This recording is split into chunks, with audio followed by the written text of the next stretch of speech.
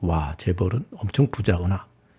근데 사실은 재벌은 어떻게 보면 바지 사장에 가까울 정도로 오히려 그들이 뭐 내가 오너일 가고 뭐 우리 바지 사장들 뭐 그런 뭐 월급쟁이 사장들 이런 식으로 전문 경영인을 비하하잖아요. 근데 실제로는 자기네들이 바지 사장일 가능성이 더 높아요. 왜 그런지 볼까요? 일론 머스크처럼 이제 현대 주식회사는 자기가 투자자이면서 또 창업자이면서 여러 개 회사에 관여하는 이런 형태가 있을 수 있고, 그래서 일론 머스크는 이 회사의 성장을 통해서 이제 주식 가치로만 돈을 벌고 회사에서 월급 한 푼도 안 받고 있죠. 이런 형태가 있을 수 있고, 그 다음에 이제 버크셔 해서웨이처럼 이 지주 회사가 돼서 100% 이제 자회사와 단순 투자 목적 포트폴리오와 현금 이렇게 구성하는 경우도 있고, 그 다음에 특이하게 이제 대한민국처럼 이렇게 다단계 갭 투자 지주회사 형태가 있는데, 이렇게 된 데는 역사적 배경이 있어요. 그래서 그걸 좀 차근차근 살펴보면은, 원래 이제 그 우리나라의 주식회사 형태가 들어온 거는 일제시대 때 들어온 거죠. 일제시대 때 이제 들어온 거고, 많이 이제 굉장히 기형적으로 들어왔고, 그리고 나서 본격적으로 이제 대한민국이 이제 독립을 하고 건국을 하고 독립을 하고 이제 그런 주식회사를 만들어질 때는 자본이 없었죠. 진짜 가난한 나라였으니까 뭐 전 세계 최빈국이었으니까. 그래서 차관을 들여오고 외국 자본을 들여오는데, 이제 이 롯데의 이제 신격호 씨가 일본에서 이제 일제시대 때 돈을 벌어가지고 뭐 파친코를 했든 뭘 했든 해서 돈을 벌어가지고 껌을 팔든 어쨌든 돈을 벌어가지고 그 자본을 이제 한국 갖고 들어오는 거죠. 그러면서 이제 롯데를 만드는데, 그래서 롯데가 이제 일본에서 그 경영 기법들을 갖고 들어오게 됩니다. 근데 일본의 이제 경영 기법이나 이제 주식회사 구조라는 게 굉장히 좋지 않은 구조였고, 그래서 어떤 그 순환 출자라든지 그런 다단계 출자라는 것들이 이제 일본의 뭐 자회바친가 이런 형태로 해서 그것이 이제 나중에 메가더의 미 군정에 의해서 이제 해체가 되죠. 이게 그 사실은 독일의 콘체른도 비슷해요. 근데 콘체른도 독일은 뭐 강소기업이 많다 이렇게 하는데, 사실은 독일은 대기업이 거대 대기업이 많았었죠. 근데 2차 세계대전 때 패망하고 미국의 정책에 의해서 이제 대기업 콘체른이 다 해체가 되고 그 이제 다 중소기업 형태로 다 쪼개진 거죠. 그것도 이제 미국의 의지라고 봐야 되죠. 그래서 일본도 이제 그렇게 하면서 순환 출자라든지 그런 것이 사라지고, 물론 이제 그 중에서 갑자기 한국 전쟁이 터져서 메가더의 그 개혁 정책이 다 이제 순조롭게 되지 못하고 흐지부지 되는 것도 있고 해서 뭐 그런 상호 출자 기타 등등 이제 기형적인 형태가 이제 남아 있게 되는데, 어쨌든 간에 그래서 여기 보면 한겨레 기사를 보면은 거미도 논란 얽히고 설킨 롯데의 지분 구조. 이분은 대단한 분이네요. 지배 구조를 안 하고 지분 구조라고 쓴 거. 그래서 이제 이 지분 구조는 현미경으로 들여봐야 될 정도로 이렇게 굉장히 복잡합니다. 그래서 왜 재벌이 부자가 아니냐? 굉장히 놀라운 사실이죠. 이거 부자가 아니냐라는 거는 뭐냐면, 사실은 이렇게 한 겁니다. 자기 돈은 별로 없어요. 재벌이라는 게. 그래서 이제 그런 우리나라가 최빈국이었고 뭐 기업을 막 설립하고 이제 뭐 독재자와 막 정경유착하고 막 아비규환이죠. 그냥 정글의 자본주의로 그렇게 막 법도 없고 뭐 주먹이 앞서고 막 그런 시대에 회사를 이제 키우고 늘리고 해야 되다 보니까 이런 이제 거를 일본에서 갖고 온 거죠. 이제 순환 출자는 뭐냐면은 이런 거예요. 그래서 여기서 자기가 이제 자본이 10억이 있다고 해요. 그래서 이 자본을 10억을 여기다 투자를 해서 회사를 하나 설립을 하죠. 그리고 B라는 회사에 그 지분을 또 출자를 해요. 그죠? 그럼 B라는 회사도 내가 한 뭐 50%, 뭐 30% 지분을 가졌다 그러면은 그 회사를 컨트롤 할 수 있잖아요. 그럼 그 돈을 가지고 다시 B라는 회사 투자한 돈을 가지고 C를 투자를 하는 거죠. 그리고 C에서 또 D를 투자를 하는 거죠. D에서 E를 투자해갖고 E에서 F를 투자하는 거죠. 이게 다단계인데, 근데 그 돈이 다시 순환이라는 건 이제 자기 제자리로 돌아오는 거잖아요. 제자리로 딱 돌아옵니다. 그럼 어떻게 된 거예요? 난 한 푼도 안 들인 거죠. 왜냐면 여기서 이렇게 쭉 갔다가 제자리로 돌아왔으니까. 그런데 여기서 끝나는 게 아니죠. 여기서 끝나는 게 아니니까 이런 구조가 가능한 거예요. 어떻게 되냐? 이렇게 한 바퀴를 돌렸으면 이 돈을 가지고 B-C, D, E, F라는 또 다른 그거를 만듭니다. 이렇게. 그리고 다시 돌아오죠. 그리고 또 돌립니다. 또 돌립니다. 또 돌립니다. 무한정 가능하죠. 그러니까 이렇게 1000개가 넘는 뭐 이런 출자 구조를 만들 수가 있는 거예요. 그 자기 돈 얼마 들었어요? 제로죠, 제로. 원래 이 회사에 출자한 돈 이외에는 제로로 이렇게 만들 수 있게 해준 거죠. 굉장히 이상한 거예요. 그렇지만 그렇게 했다는 거죠. 근데 원래 정상적으로 이렇게 A, B, C, D, E, F에 일론 머스크처럼 이렇게 여기에 창업자거나 투자자거나 이렇게가 되려면은 어떻게 해야 되냐? 각각의 돈을 넣어야 되는 거죠. 그러니까 출자금이 60억이 드는 거죠. 그렇죠? 그러면 예를 들어서 6개죠. 6개. 12개를 만들려면 120억이 들고, 그죠? 60개를 만들려면 600억이 들고, 뭐 이런 식이잖아요. 근데 여기서는 6개를 만들고, 뭐 12개를 만들고, 뭐 60개를 만들고, 600개를 만들어도 돈이 한 푼도 안 드는 거예요. 그래서 이렇게 해서 이런 이제 이 지분 구조를 만들고, 이 그룹을 형성하고 나서 이게 내가 이게 오너다, 총수다, 이렇게 한 거죠. 근데 사실은 자기 돈이 아니죠. 그리고 이 나머지 주주들의 지분이 중요한데 여기서 지분 50%라고 썼지만 실제로는 이해를 위해서 지분 한 20% 정도밖에 안 하죠. 그럼 나머지 80%의 지분들이 이런 1000여 개 회사에 들어가 있는 거죠. 그러니까 사실은 다 남의 돈이고 내 돈은 한 푼도 안 들어간 회사들의 오너 행세, 총수 행세, 이런 행세를 한 거예요. 근데 여기서 재밌는 건 뭐냐면 이제 배당을 한다고 한번 생각해 볼게요. 배당을 하면 어떻게 되느냐? 그 얘기하기 전에 이제 현대그룹 이제 를 한번 보죠. 현대자동차 그룹. 왜냐하면 이제 지금은 순환출자가 다 사라지고 이제 다 다단계 갭투자 지주회사로 거의 다 바뀌고 이제 유일하게 남은 게 현대자동차 그룹인데요. 여기 보면은 현대모비스, 현대자동차, 현대기아차가 이렇게 순환으로 출자를 하고 있어요. 이제 이 돈을 여기다 놓고 여기 돈을 여기다 놓고 다시 이 돈을 여기 들어왔죠. 그러니까 한 푼도 안 들인 거예요. 그렇게 엮었단 말이에요. 실제로는 국민연금이 또 여기다 굉장히 많은 투자를 했고 정의선 씨나 정몽구 씨는 소액주주예요. 이렇게 바지 사장이죠. 전문 경영인이 어떻게 보면 실제로는. 그런데 자기네들이 오너 일가, 총수 일가 막 이렇게 국민들을 속이고 있다고. 이런 게 현실이죠. 그럼 이제 이런 상황에서 이 사람들의 실익은 무엇일까? 과연 이렇게 순환 출자를 했을 때 이 사람들의 실익은 무엇일까? 한번 생각해 봐야죠.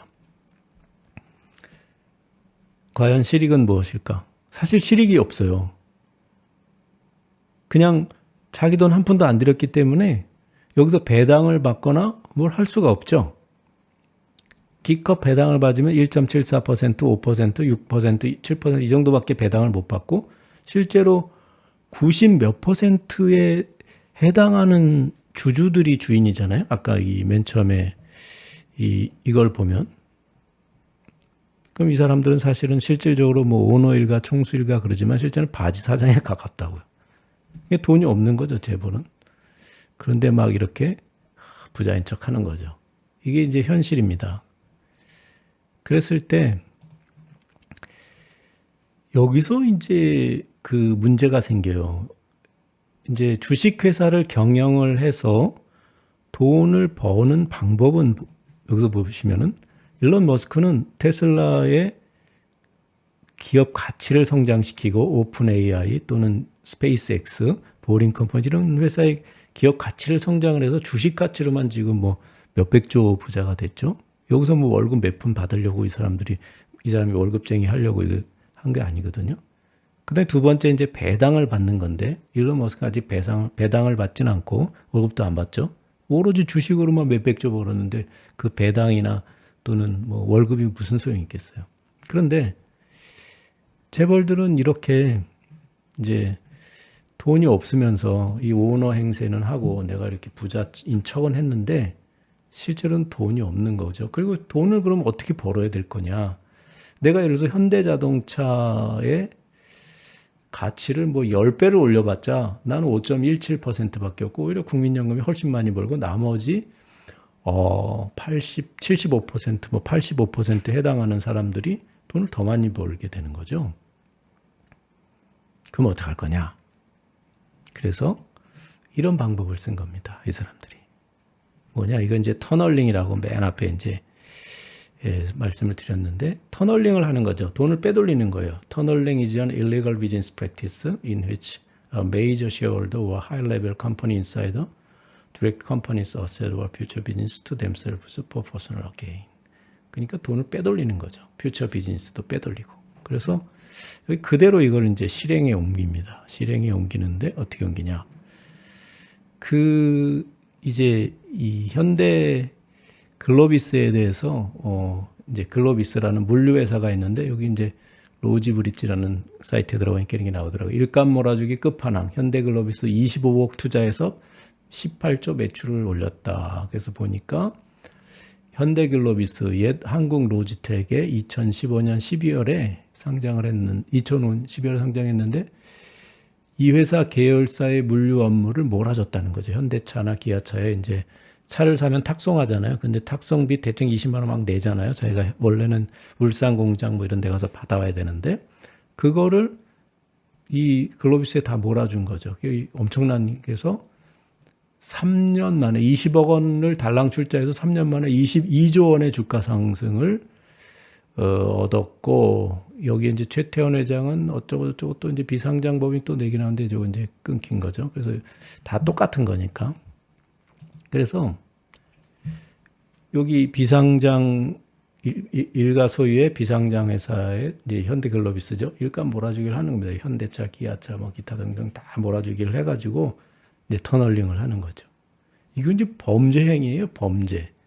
근데 이제 정상적으로 그러면 돈을 이제 합법적으로 정상적으로 깨끗하게 돈을 번다 생각해 보면 자기네들이 여기 모두 다 월급쟁이 사장을 할 수가 있습니다. 월급쟁이 사장이죠. 바지 사장, 월급쟁이 사장을 할 수 있어요.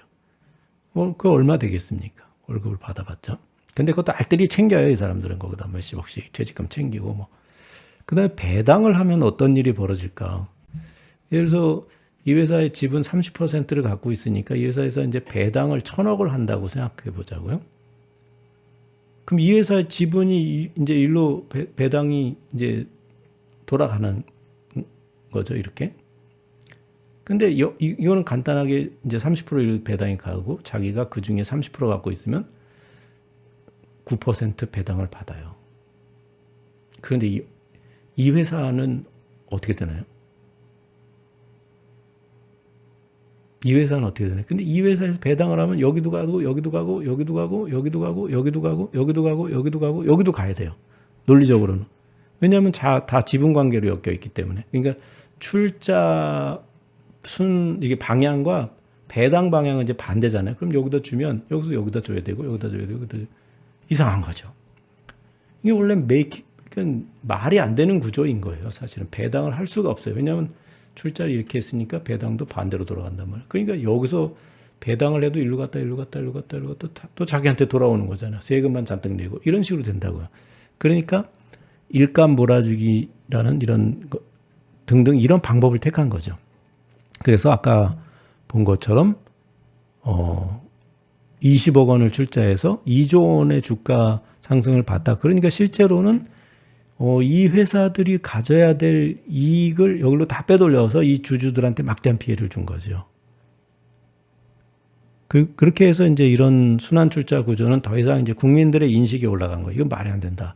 그래서 이제 정부가 어떤 정책을 치냐면 지주회사로 바꿔라. 그러면서 이제 LG가 이 자사주 마법을 이용한, 마법이 연실해서 내남 사기입니다. 이거를 이용한 이제 지주사 전환의 시나리오를 만들어내고 이걸 이제 꿍짝꿍짝 해가지고 어떻게 했는지 모르겠지만 이렇게 지주사를 전환합니다. 이건 여러 번 설명했기 때문에 이제 더 이상 설명할 필요는 없게 되고, 그래서 이런 경우는 어떻게 되냐? 여기서 지분 30%를 출자했다고 치고요. 원래는 출자한 것도 아니죠. 사실은 이제 뭐 갖고 있는데 이걸 가지고 자회사의 지분을 30% 출자해서 또 이 돈을 가지고 이제 자회사를 장악하고 또 그 회사를 장악하게 됩니다. 근데 나머지 주주 70%들이 여전히 있는 거죠. 이렇게 해서 한쪽으로만 내려가는 게 아니라 굉장히 많은 그 다단계를 하게 되는 거죠. 그래서 이렇게 이제 그 구조를 가지게 되는 거죠. 이런 구조를 가지게 되는 거죠. 다단계로. 그럼 여기서 최태원 회장이 예를 들어서 주 SK의 특수관계인 30%를 갖고 있는데 이 사람이 아까 처음에 본 것처럼 여기 보면은 재계순이 3위 돼 있고 240조가 있는 것처럼 이렇게 보여져요. 그러나 재벌은 돈이 없다고 말씀드렸잖아요. 거기서 뭐 자기 지분을 따지면 SK 주가 뭐 한 20조 가량 된다고 그냥 단순 계산해서 최태원 씨가 한 20% 갖고 있는 것 같아요. 4조죠. 그럼 거기에 이제 주식담보 한 1조 뭐 몇 개 다 치고 어쩌죠 하면은 한 3조 정도 순자산이 없을 거란 말이에요. 그런데 내가 240조 부자야? 이건 말이 안 되는 거죠.